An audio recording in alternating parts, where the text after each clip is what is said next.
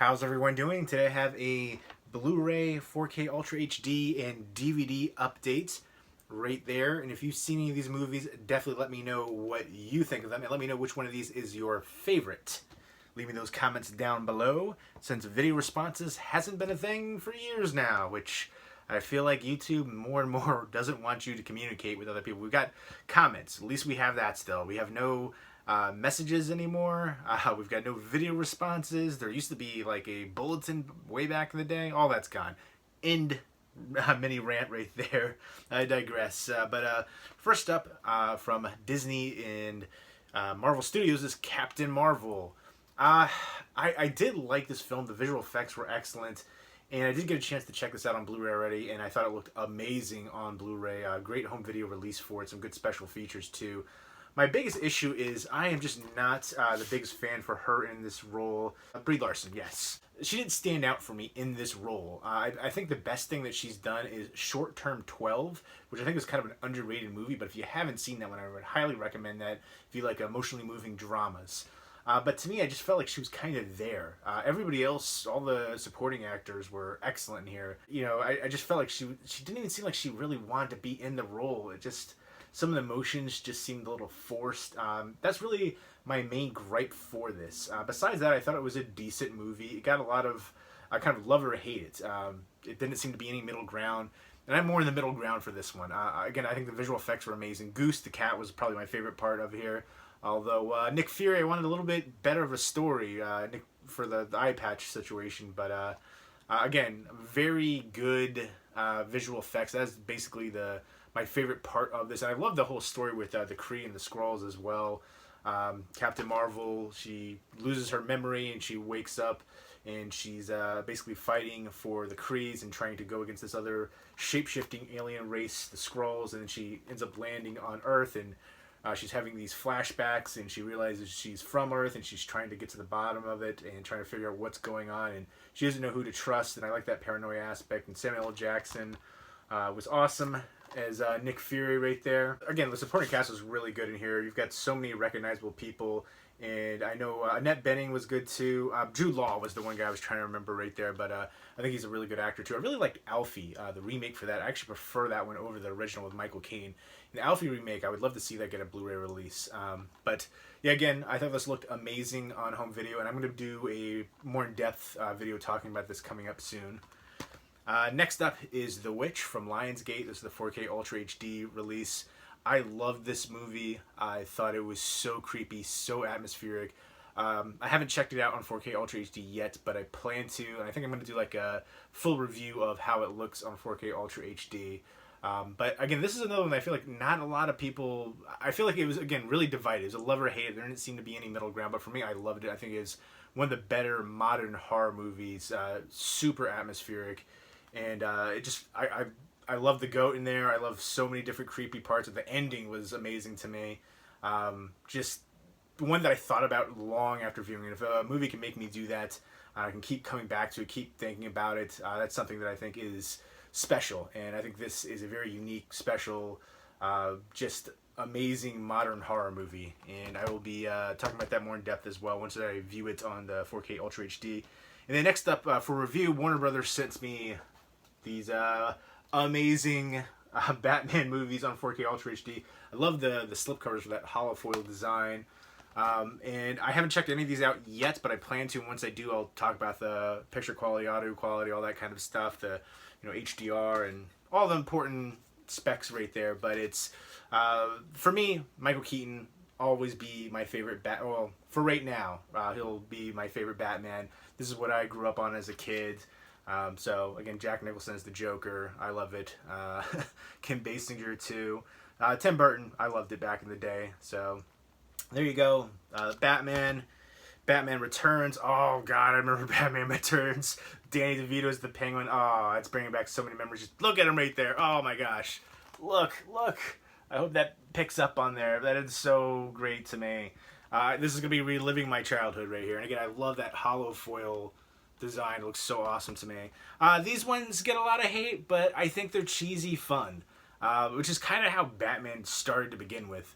This is the George Clooney one right here, and you've got Arnold Mr. Freeze and Chris O'Donnell, Uma Thurman, Alicia Silverstone.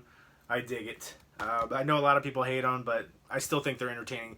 Val Kilmer. I hope he's doing well. I know he has supposedly he's had throat cancer. He looks like he's lost a lot of weight, and he was just out for some kind of event recently. Somebody somewhere posted a picture, but I wish him well. I've liked him over the years as an actor. Real genius.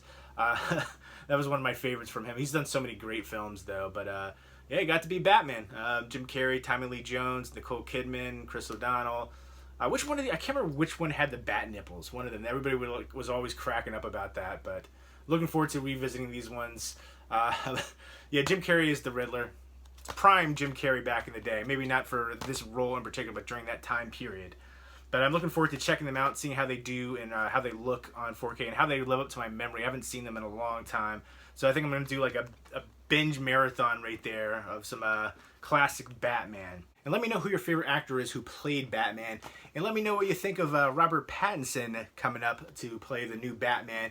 Personally, I think he is a good actor. Everybody keeps thinking of him as Twilight, but he's done some other great roles too. The Rover is one that I think is super underrated. Great performance there. He's had some really good performances in other movies. People need to separate what he did early on in his career.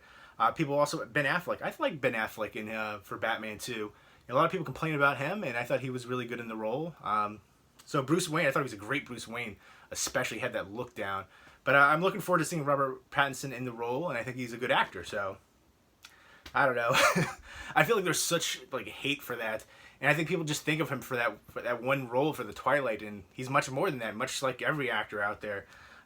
So, I don't know. Let me know who your favorite Batman villain is, and who you'd like to see in a new Batman movie for the villain. For me, I remember Bane. That rocked my world back in the day where broke Batman's back. I remember was it Nightfall, I think was the comic book.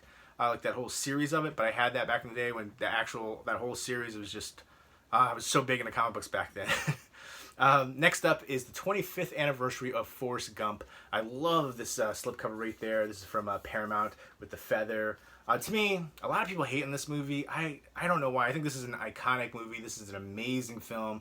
Groundbreaking. Everything about it this is perfection. This is a perfect movie to me. Everything about it.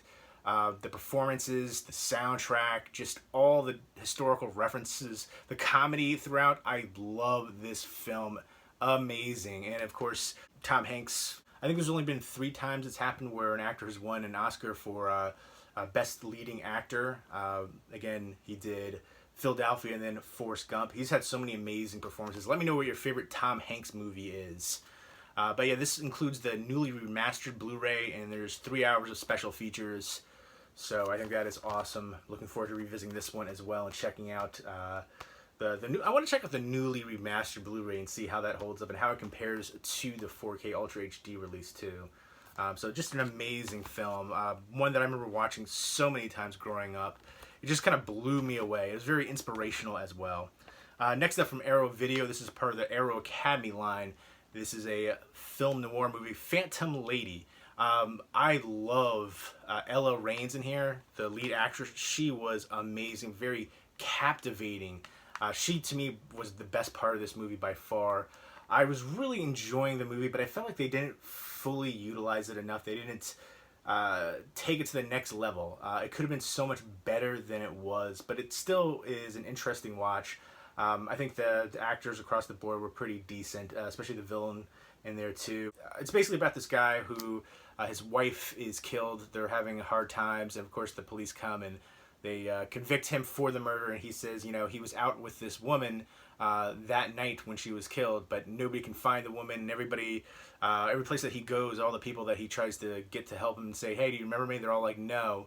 And she is the secretary, and she's the only one trying to help him and trying to find the woman and trying to find proof that he didn't do it.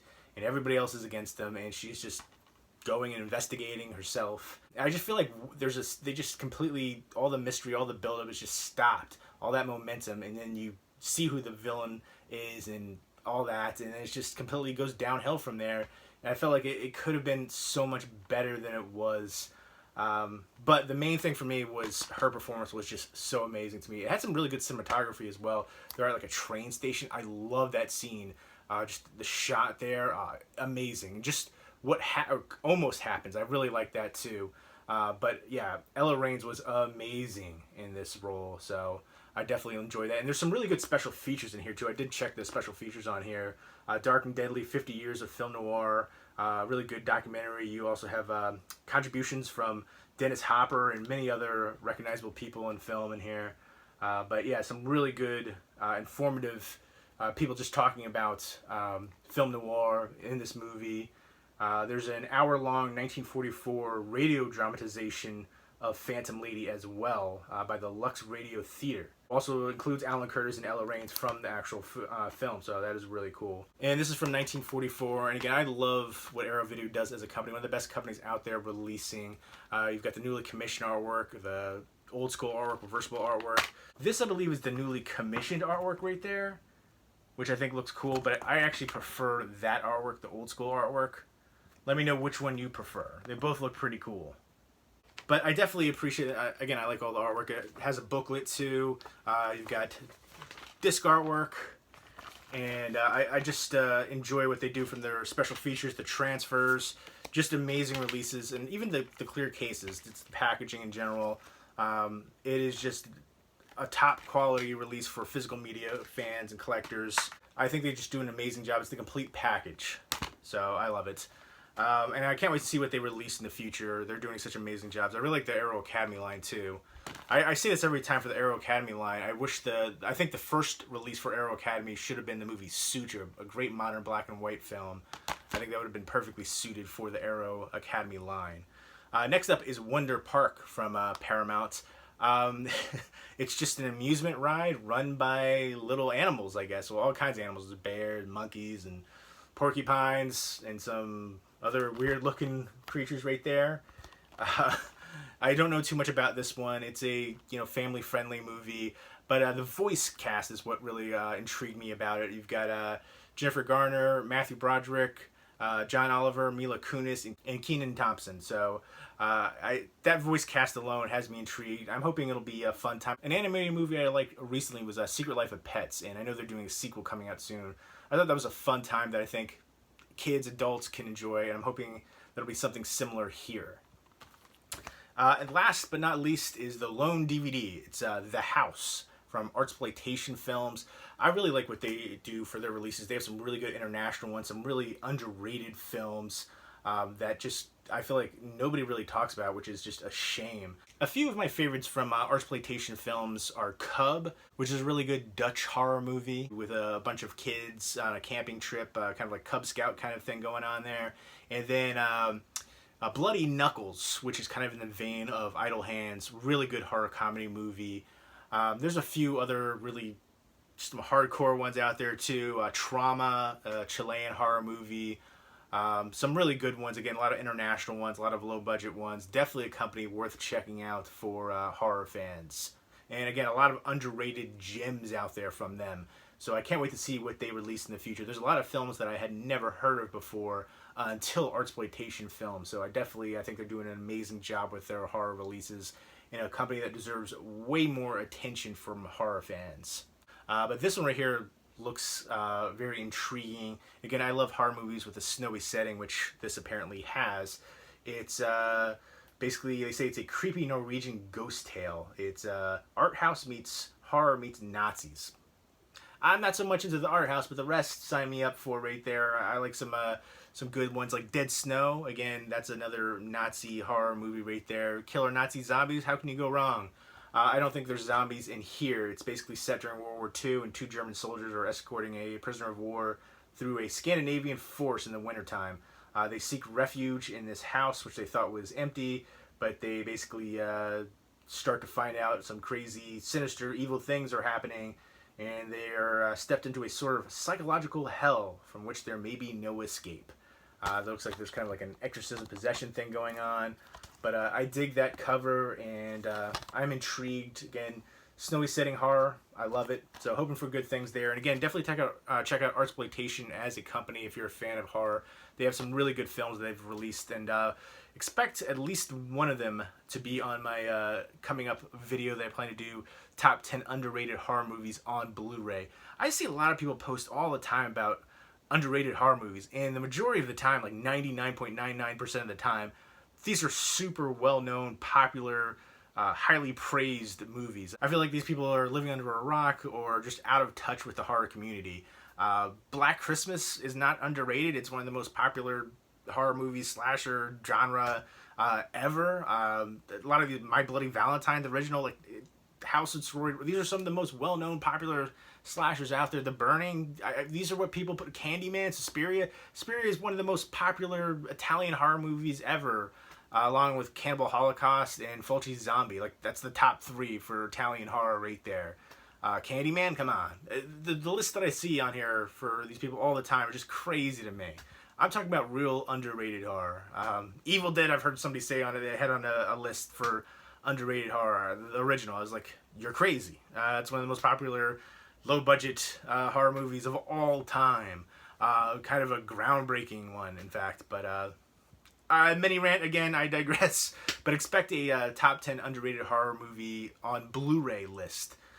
So I feel like so many movies, we've waited for a while for them to get releases. Now they finally do have Blu-ray releases. So very few out there don't yet. I'm going to do a list for that too. I did a list for both of those underrated horror movies on Blu-ray like years ago now. And then I did horror movies that need a Blu-ray release top 10 video for that too. So I got to do updates for both of those coming up.